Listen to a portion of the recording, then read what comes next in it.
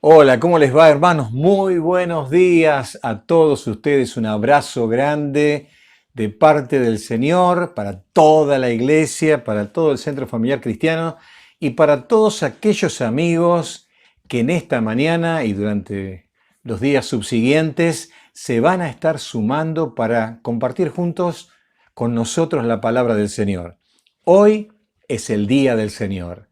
Hoy es un día santificado, es un día apartado para tener comunión con Dios, para tener comunión con los hermanos, aunque sea de esta forma, de esta manera virtual, y a tener comunión con nuestros seres queridos en este día que hemos resuelto hacerlo diferente. Un día donde vamos a recordar al Señor, vamos a escuchar su palabra, vamos a alabarle con nuestro corazón, vamos a orar, vamos a estar en su presencia que siempre nos trae mucha bendición. ¿Cómo están ustedes? ¿Cómo están viviendo estos días de cuarentena? ¿Qué experiencia espiritual les ha traído? Acuérdense de que esto lo podemos dejar plasmado para testimonio de la iglesia en el sitio web de la iglesia y ustedes ya saben cómo poder transmitir esto vía los canales que se han establecido. Hermanos, vamos a continuar con el capítulo 4 del libro de Daniel. Creo que ha sido de mucha bendición, ¿verdad? Y vamos a tratar en esta mañana de ensamblar el capítulo 4 de Daniel con lo que venimos estudiando los días miércoles sobre el Espíritu Santo. Recordemos que hemos estado aprendiendo la semana pasada cómo ser llenos del Espíritu y estuvimos definiendo el significado de lo que es ser llenos del Espíritu. También vamos a estar completando este estudio en esta semana, el día miércoles, así que va a ser muy importante esto, porque esta historia es la historia de Nabucodonosor, el final de la historia, digamos, porque estamos llegando acá en los últimos años de su vida. Así que va a ser muy importante. El capítulo número 4 es un capítulo largo. Y como estamos haciendo todos los domingos, le invitamos a que lo lean o lo escuchen por audio, porque es muy rico en contenido. Hay una síntesis hermosa de la experiencia que él vivió. Él cuenta un testimonio aquí y va a traer una lección importante para nuestras vidas. Así que solamente vamos a leer en el capítulo número 4, verso número 28. Dice así la palabra del Señor. Todo esto vino sobre el rey Nabucodonosor. Al cabo de 12 meses, paseando en el palacio real de Babilonia, habló el rey y dijo: ¿No es esta la gran Babilonia que yo edifiqué para casa real con la fuerza de mi poder y para gloria de mi majestad? Aún estaba la palabra en la boca del rey cuando vino una voz del cielo. A ti se te dice, rey Nabucodonosor, el reino ha sido quitado de ti. Y de entre los hombres te arrojarán, y con las bestias del campo será tu habitación. Y como los bueyes te apacentarán, y 7 tiempos pasarán sobre ti, hasta que reconozcas que el Altísimo tiene el dominio en el reino de los hombres y lo da a quien Él quiere. En la misma hora se cumplió la palabra sobre Nabucodonosor, y fue echado de entre los hombres y comía hierba como los bueyes, y su cuerpo se mojaba en el rocío del cielo, hasta que su pelo creció como plumas de águila y sus uñas como las aves. Mas al fin del tiempo, yo, Nabucodonosor, alcé mis ojos al cielo y mi razón me fue devuelta. Y bendije al Altísimo, y alabé y glorifiqué al que vive para siempre, cuyo dominio es sempiterno y su reino por todas las edades.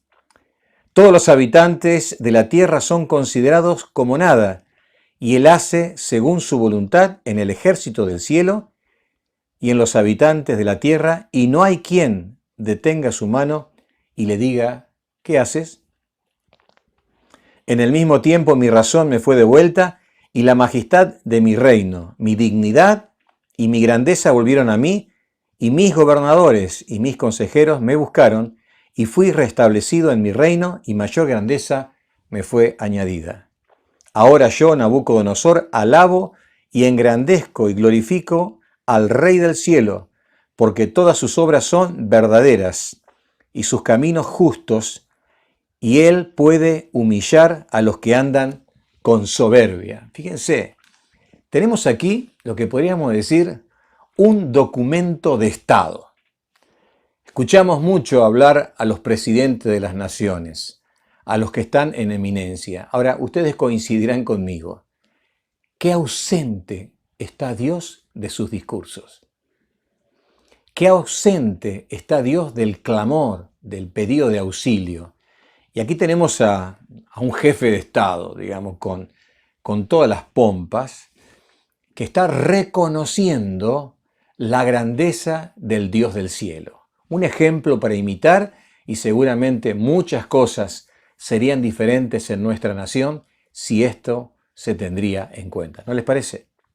Bueno, vamos a hacer una especie de viaje por la vida de este rey y vamos a ver la forma en que Dios actúa en su vida. Bueno, lo primero que tengo para decirles es que este rey, Nabucodonosor, no sabemos cuántos años vivió. Lo que sí sabemos, por los registros históricos que hay, que él reinó 43 años en Babilonia. ¿Se acuerdan que el sueño que él tuvo de la estatua lo tuvo cuando él cumplió 2 años? Eso nos dice el capítulo 2 del libro de Daniel. Y también se nos dan otros registros, que por ejemplo, cuando él destruye Jerusalén, destruye el muro y destruye también el templo, fue en el año 19 de su reinado. Hubo 3 invasiones de Nabucodonosor a Jerusalén. En la primera se cree que fue Daniel deportado. En la segunda, creo que posiblemente fue en el año 8 de su reinado, hubo la segunda deportación, es el traslado de gente a vivir a Babilonia, y la tercera fue en el año 19, donde hay una gran destrucción. Ahora, tenemos aquí gran parte de su vida, fíjense, 43 años los tenemos registrados en forma así espaciada en estos 4 capítulos. Después ya no aparece él en el libro de Daniel, solamente mencionado, lo vamos a ver el domingo próximo en el capítulo número 5. Y lo que podemos ver aquí es que este rey realmente fue majestuoso en su reinado. Todo lo que alcanzó refleja lo que decía la interpretación de esa estatua que tenía la cabeza de oro. Realmente el reino de Nabucodonosor, el reino caldeo, tuvo un esplendor inigualable, porque fue un gran conquistador. Fíjense, él conquistó a Siria, conquistando a Siria, conquistó a lo que era también todo el reino del norte de Israel. Conquistó el reino del sur, donde estaba Judá, donde estaba el templo, ¿no? Conquistó también Egipto, lo tuvo dominado durante 40 años. Así que todo el mundo conocido fue subyugado por el poderío militar y también por la crueldad con que él tomó posesión de todos los territorios. Realmente el poderío de Nabucodonosor fue tremendo, ¿no? Tremendo. Ahora, no solamente se destacó como un gran militar, sino también como una especie de arquitecto, porque todo lo que él hizo en Babilonia fue algo esplendoroso también, fue grandísimo. Por ejemplo, hemos mencionado que una de las 7 maravillas conocidas en aquel tiempo eran los jardines colgantes de Babilonia, algo que era lleno de lujo y de belleza. Ellos se tomaron el trabajo de rodear la ciudad de Babilonia con montañas. Se dice que la muralla que rodeaba, toda la ciudad, que él la duplicó a la ciudad en su reinado, recorría aproximadamente unos 210 kilómetros.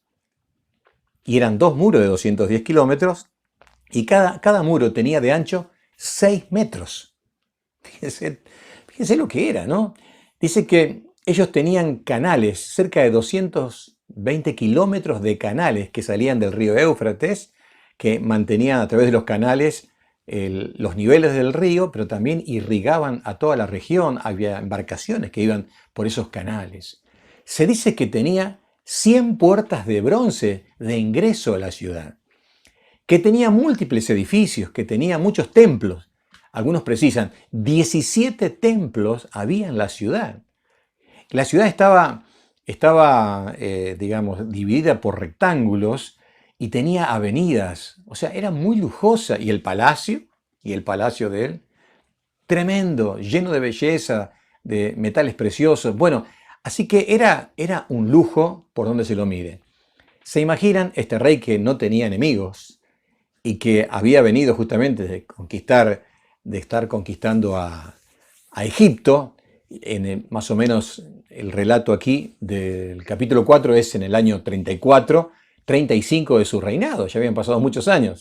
Si en el capítulo 2, ¿se acuerdan? Estábamos en el año 2, acá estamos en el año 34-35. Habían pasado más de 30 años. O sea, hay mucho tiempo acá. Hay mucho tiempo acá.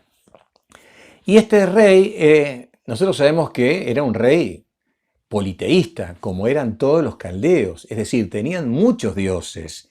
Estaban divididos como en territorio. Estaban los dioses de arriba, los dioses de abajo. Tenían dioses principales. Bel era uno de los dioses principales. Por eso a Daniel le pusieron Belsasar, que era como el que protegía Bel, ¿no? Así que quisieron en cierta forma estar inculcando su fe religiosa en los expatriados hebreos. Y Daniel significa Dios es mi juez, o sea, todo lo contrario, ¿no?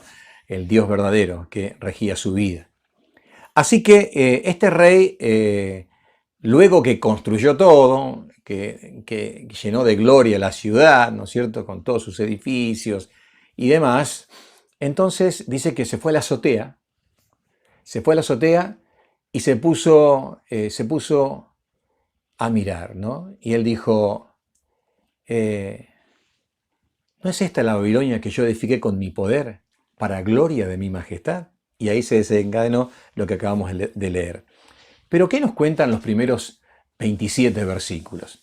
Los primeros 27 versículos nos cuentan que este rey decide escribir un edicto, un documento de Estado, como les había dicho, donde él cuenta el testimonio de su experiencia con Dios, que había marcado realmente su vida. Y fíjese cómo lo dice en el capítulo 4, verso número 1 al 3, Nabucodonosor, rey, a todos los pueblos, naciones y lenguas que moran en toda la tierra, paz os sea multiplicada, conviene que yo declare las señales y milagros que el Dios Altísimo ha hecho conmigo.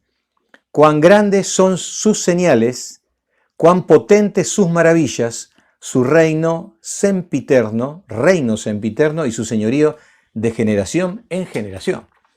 Y después que él hace esta introducción, digamos, a su documento para que lo conozcan todas las naciones que estaban bajo su dominio, él les va a contar que tuvo un sueño. ¿Se acuerdan que en el capítulo 2 había tenido el sueño de la estatua? Ahora tiene un sueño completamente diferente. En este sueño que él tiene, él dice que estaba en su cama, durmiendo, y sueña algo que le causa mucho espanto y miedo. Él ve un árbol grandísimo, que la altura del árbol llegaba al cielo. Tenía ramas extendidas y un gran follaje, muchas hojas, y tenía mucho fruto. A la sombra del árbol venían las bestias a buscar frescura. En las ramas se cobijaban nidos de aves, y tanto los animales como los hombres venían y se nutrían de los frutos que tenía este árbol, ¿no? Y entonces, mientras él veía toda esta pompa del árbol, dice que se escucha una voz y como un vigilante, como un ángel, un ser angelical, del cielo baja y dicen, corten el árbol, corten sus ramas, corten su follaje, esparzan sus frutos. Y también se da la orden, pero no le saquen la raíz ni le saquen la cepa. La cepa es lo que está arriba de la raíz. Tápenlo y asegúrenlo. Y lo aseguran con una especie de cerrojo, por decirlo de alguna forma, un cobertor de hierro y de bronce. ¿Para qué? Para que tal vez en algún momento este árbol pueda volver a crecer. Entonces, cuando él sueña esto y queda espantado, se pone a pensar, ¿y de qué está hablando este sueño? ¿Quién es este árbol? Realmente muchas cosas habrán pasado por su cabeza, el miedo también habrá pasado por su cabeza. Y entonces llama a sus consejeros, a sus magos, a sus astrólogos. Y entonces él les dice, bueno, denme la interpretación. Y dice que ellos trataron, pero nadie pudo darle la interpretación. Entonces llamaron a Daniel, y Daniel viene al rey, ya Daniel, ya también entrado en años, ¿se imaginan? Ya no era el jovencito, sino ya tenemos a un Daniel tal vez de unos 50 años aproximadamente, o sea, ya una persona también conocida y que había tratado con el rey durante mucho tiempo y durante muchos años, y durante esos años se generó una amistad y también un cariño, un afecto hacia el rey. Y bueno, aquí tenemos la primera lección. Qué cosa, ¿no? Que en medio de un problema a veces lo que uno busca es salidas y soluciones por otras partes. Pero cuando todo lo demás no nos da respuestas, es como que venimos al Señor, ¿no? Y no debería ser así. Al primero que tenemos que recurrir es al Señor. En el día de la angustia debemos clamar al Señor, a Él, y no apoyar nuestro hombro en nada que nos pueda dar una experiencia, digamos, de derrota y de fracaso. ¿Por qué? Porque es un hombre, porque es una institución, o lo que sea. La única persona que nos puede bendecir es el Señor. Por eso dice la Biblia, bendito aquel que confía en el Señor. Así que vinieron, lo trajeron a Daniel estaba allí, escuchó el relato, escuchó todo el relato, y dice que se quedó como una hora, como espantado. Se quedó mudo. Se quedó sin decir palabra. Hasta el punto que el rey mismo se incomodó. ¿Se acuerdan que este rey que cuando no le decían el sueño y la interpretación del capítulo 2 los quería matar a todos? Acá los trata con cariño Daniel, porque ya había una relación. Dice, no te sientas mal por el sueño y por la interpretación. Entonces Daniel comienza a darle la interpretación. Y lo que Daniel sentía es una profunda tristeza, porque le había tomado cariño al rey y no quería decirle al rey lo que era la interpretación de este sueño. Que el árbol era él, que había alcanzado poder y majestad y que todos los súbditos del reino vivían de su reinado y se alimentaban de lo que el reino y el rey les proveía. Pero lo que sucedía es que este rey no estaba reconociendo a Dios como el soberano, a Dios como la autoridad, a Dios como el Señor de los señores, a Dios como el más excelso y el más majestuoso de todos, el único. Por eso después le llama el sempiterno, el siempre eterno, el eterno Dios. Los reinos pasan, pero Dios siempre permanece y siempre realmente está. Entonces le dice, rey, tú vas a ser cortado de tu reino, es decir, vas a ser sacado del reino. Y fíjense cómo lo dice, podemos ir al pasaje nuevamente, en el verso 25 dice, hasta que conozcas que el Altísimo tiene dominio en el reino de los hombres y que lo da a quien quiere. Y luego en el verso 26 dice, luego que reconozcas que el cielo gobierna. Está hablando del cielo allí, es una expresión de que está refiriéndose directamente a Dios. ¿Se acuerdan? El hijo pródigo, he pecado contra el cielo y contra ti. ¿Qué significa pecar contra el cielo? Es pecar contra Dios. Bueno, realmente él tenía que reconocer que el cielo, o sea, Dios, es el que gobierna. Él no es la máxima autoridad. Hay alguien que es una autoridad superior. Su reinado, Dios le había dicho que iba a durar un tiempo. El reinado caldeo duró 70 años. El reinado de Dios es eterno. Es por eso dice sempiterno, ¿no? Entonces él tenía que aprender a reconocer esto, ¿no? Él tenía problema de soberbia y de orgullo y Dios quería tratar con él. Dios quería tratar con él.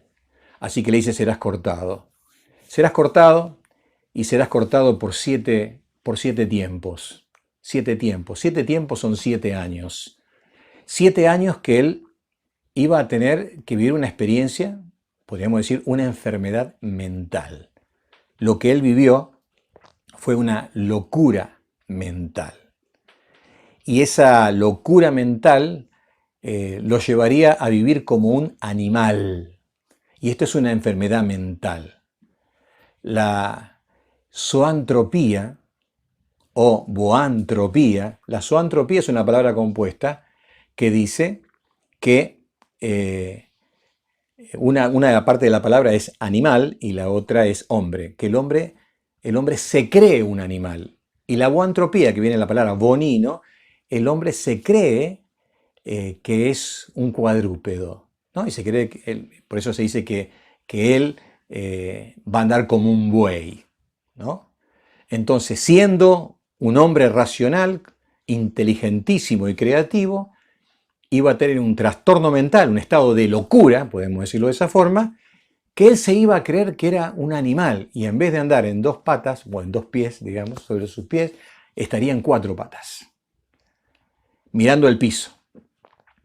Y le iba a crecer el cabello, por eso se habla de que él iba a tener el cabello largo y también las garras como de un águila, iba a tener las uñas largas y iba a estar en el rocío de la noche y iba a alimentarse de hierba, de la pastura del campo, ¿no? Hasta que él reconozca que Dios es el que gobierna, ¿no? Y bueno, lo que leímos hoy a partir del verso número 28 fue eso exactamente, que él estaba, después de haber construido todo, paseándose en la azotea, dice esto, esta es la Babilonia que yo edifiqué con mi poder y para gloria de mi majestad, y entonces se escucha la voz del cielo que dice, tu reino te ha sido quitado. Y entonces él vive este estado de locura, lo marginan de la vida social, lo llevan tal vez a un lugar privado de lo que era el palacio, donde estaba con animales, y sus funcionarios, entre los cuales estaba Daniel, que conocía bien en detalle la sentencia divina, porque esto fue un decreto divino, entonces de esta forma mantuvieron en armonía, en equilibrio, el reino. Pasados los 7 años, entonces dice que él entró en un estado de conciencia. Fíjense lo que dice el verso número 34. Mas al fin del tiempo, yo, Nabucodonosor, alcé mis ojos al cielo y mi razón me fue de vuelta y bendije al Altísimo y alabé y glorifiqué al que vive para siempre, cuyo dominio es sempiterno y su reino por todas las edades. Cuando él entra en estado de razón, tenía la opción acá de seguir pensando como antes o de cambiar su forma de pensar. Es decir, él iba a poder retomar el reino y volver a sus facultades como rey si realmente reconocía, ¿no? Y bueno, él reconoció que Dios es el supremo que gobierna los destinos del universo y está por encima de los reyes y es el que manda. Entonces le fue restituido el reino, lo vinieron a buscar sus consejeros y sus sabios, y su esplendor dice que fue mayor. Eso duró más o menos unos 2 años, y en el año 43 de su reinado él muere. Bueno, nos llegó tiempito a contar un poquito la historia, pero ¿qué aprendemos acá? Veamos algunas cosas. Una de las cosas que aprendemos es que Dios habla. Dios le habló en el capítulo número 1 a través del testimonio de estos 4 jóvenes que se mostraron muchos más sabios e inteligentes que los demás que había en la corte. Dios estaba en la vida de ellos. Dice que eran 10 veces mejores, dice el texto.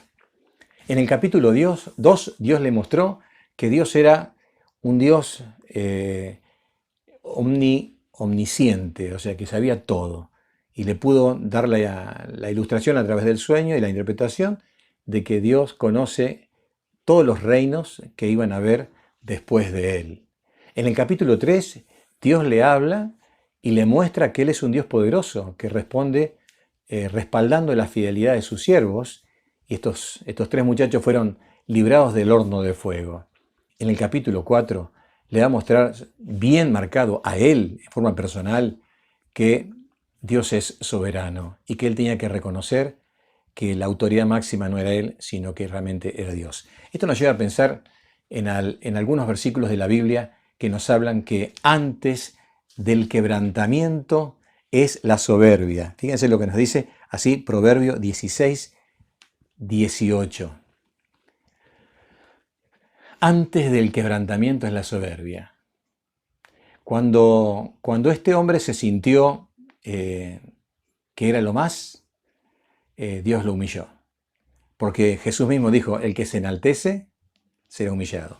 Y Dios le venía hablando a él, le venía hablando. Hasta que en esta forma confrontativa en que Dios le habla, le da el decreto directamente, tu reino será cortado.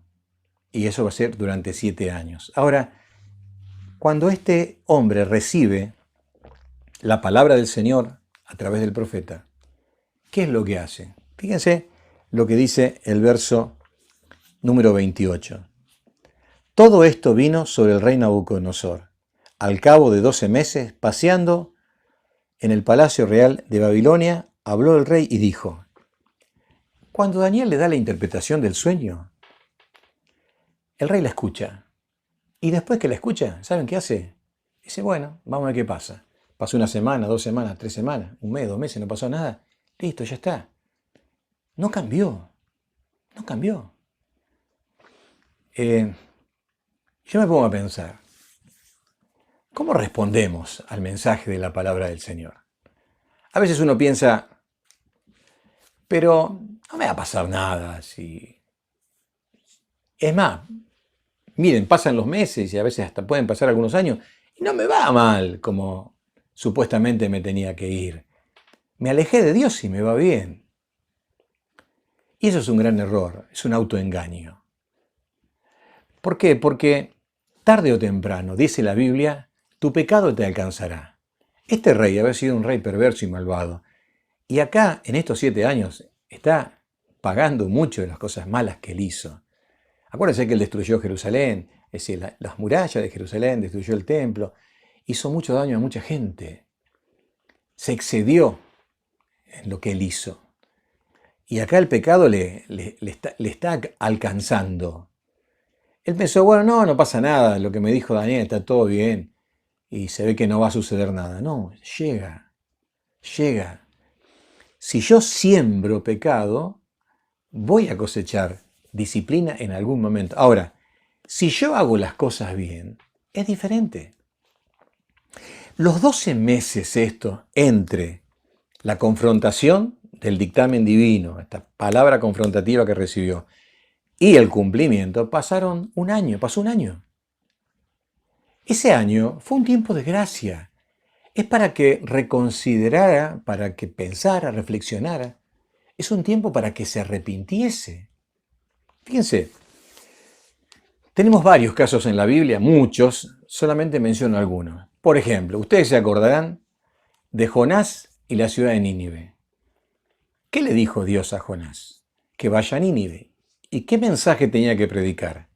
Un mensaje muy corto, ¿se acuerdan? ¿Se acuerdan lo que decía? En 40 días Nínive será destruida. En 40 días será destruida. Y lo predicó de un lado para el otro y se fue. ¿Y qué pasó ahí? Nínive iba a ser destruida.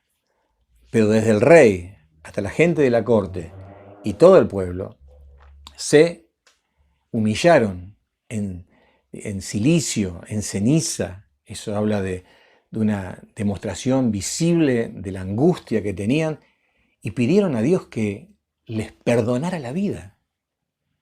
Y pidiéndole al Señor que le perdonara la vida, el Señor desistió de destruir a Nínive y los perdonó. Y durante 100 años más, después se pervirtieron y tuvieron su disciplina, ¿verdad? Pero el Señor los libró de la muerte. ¿Por qué? Porque Dios es misericordioso, grande en misericordia y es tardo para la ira. Y hay momentos de gracia en que el Señor nos permite reconsiderar su palabra. Ahora, si nosotros reconsideramos y realmente estamos dispuestos a cambiar, vamos a disfrutar muchísimas bendiciones.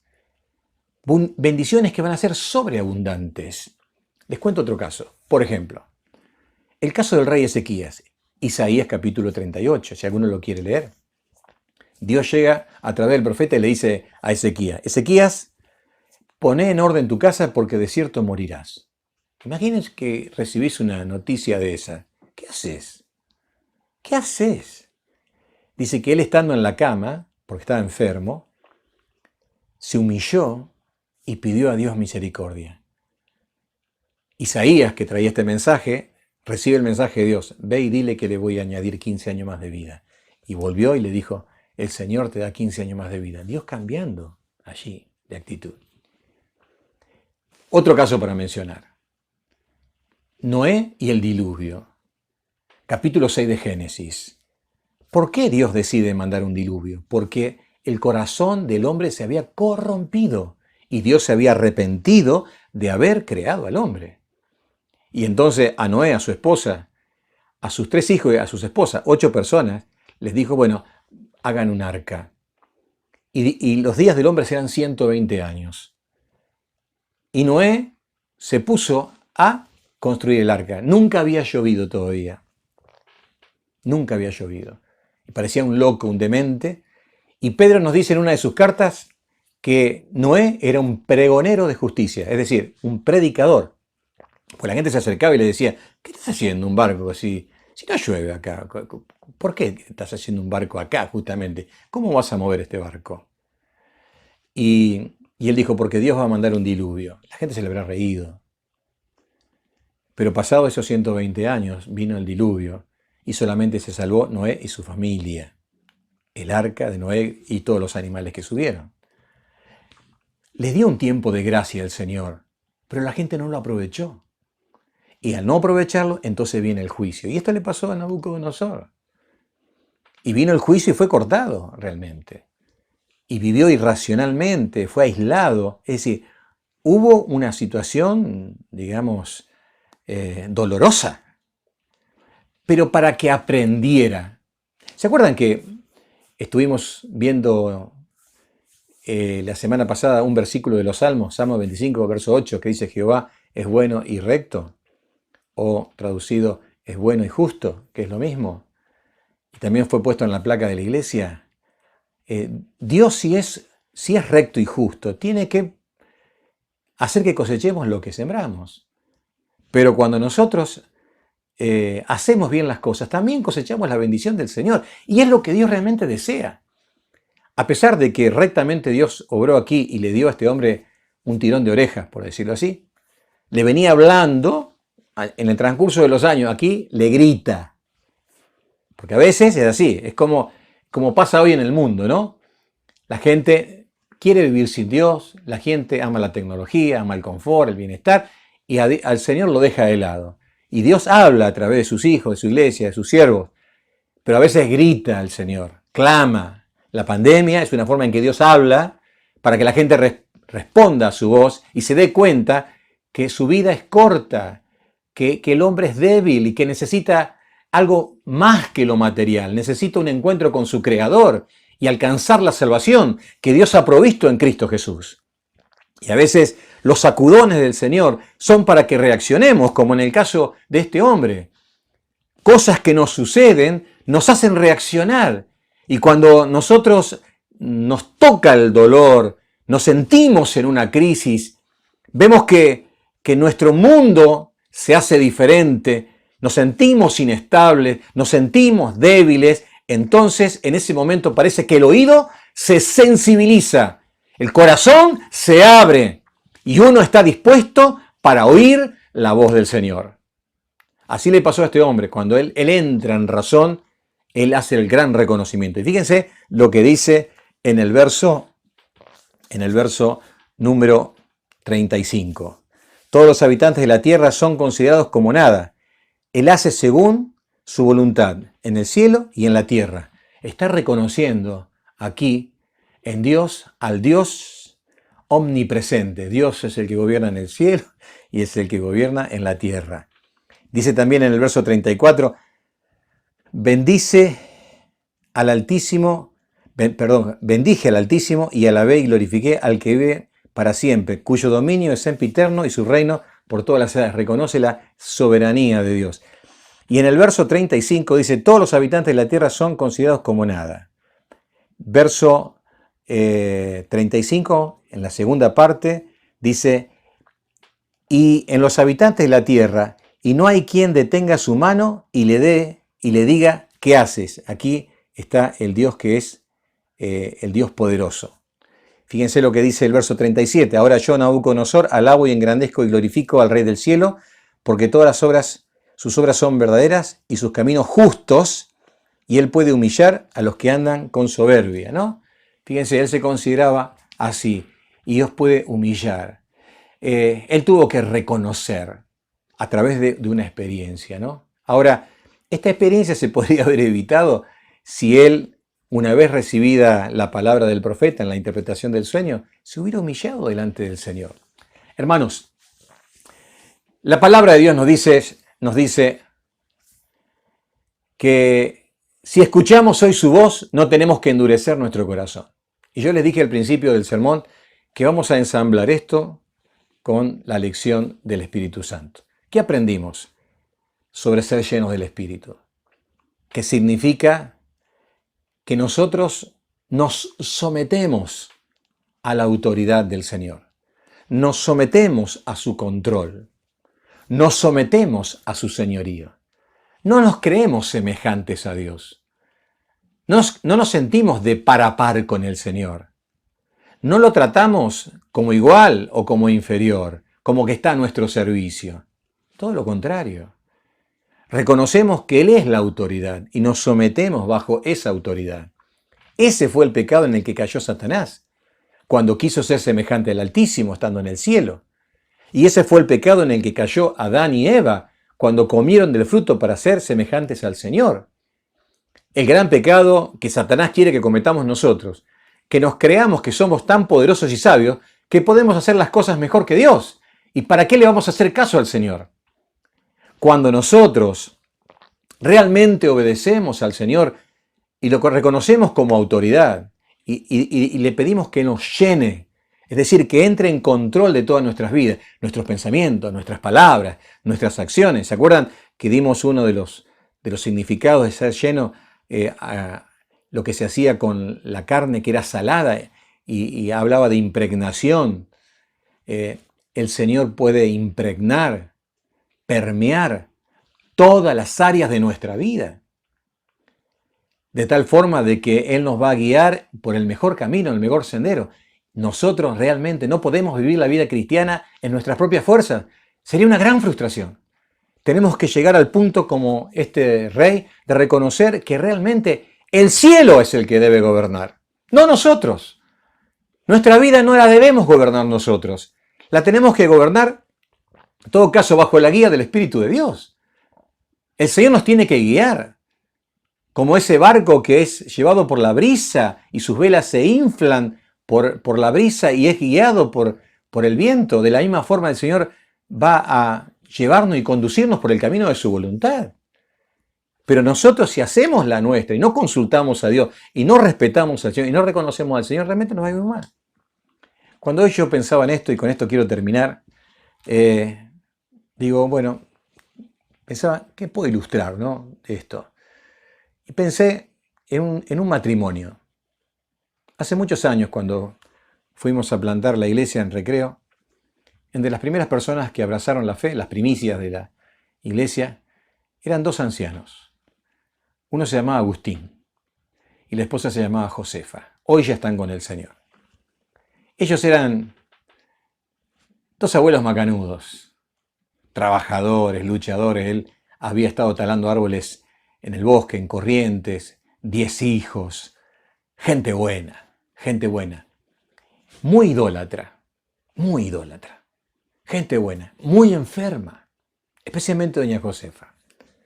Cuando doña Josefa escucha el Evangelio y se da cuenta que tiene que recibir a Cristo como su Salvador y abre su corazón para recibir al Señor, bueno, ella contaba, la enfermedad se fue de mi vida.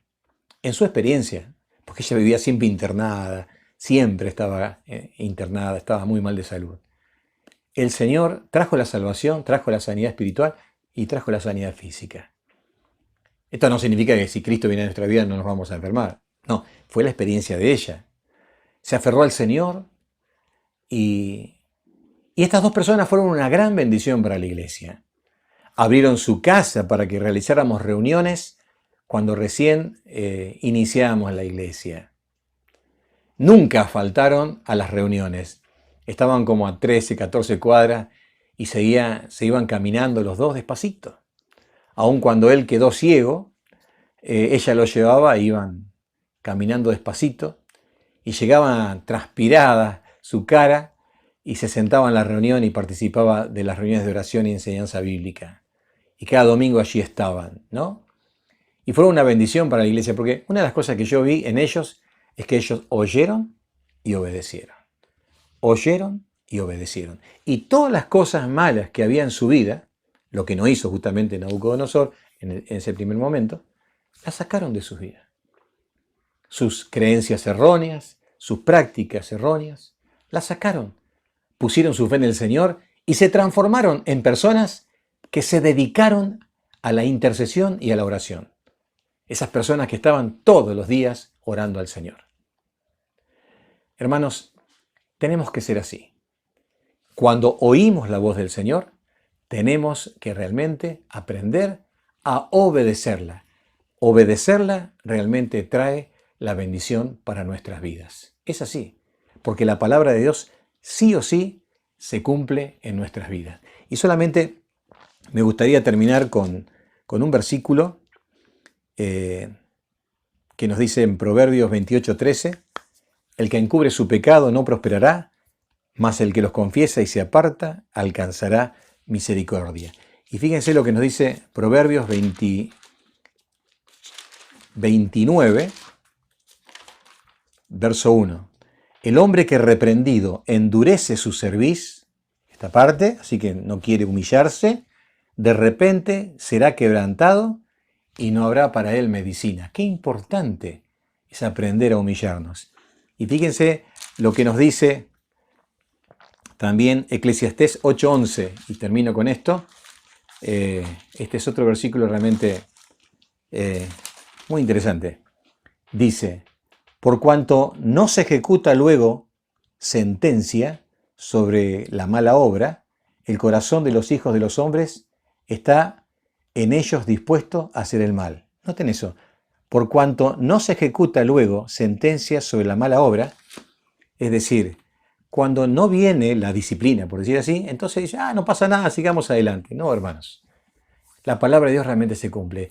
Y si en esta pandemia, en esta cuarentena, hemos disfrutado de bendiciones, yo sé que en muchísimos casos es porque ustedes han sido fieles a Dios. Es porque ustedes han volcado su corazón al Señor. Y especialmente los hermanos nuevos en la fe de la iglesia, las bendiciones, la provisión del Señor, el cuidado, ha sido una manifestación de la gracia del Señor porque ustedes se han dispuesto a creer en el Señor con todo su corazón. Por eso tenemos que perseverar. Y no tenemos que bajar los brazos y tenemos que seguir para adelante. Si escuchamos la voz del Señor, de veras no tenemos que endurecer nuestro corazón. Vamos a orar al Señor en esta mañana. Oramos. Señor, te damos gracias por tu palabra y te rogamos que bendigas tu palabra en cada uno de nuestros corazones. Quisiéramos ser personas que respondan al mensaje de tu palabra. Que no nos apoyemos ni en nuestra propia prudencia, ni en personas en las cuales podríamos confiar.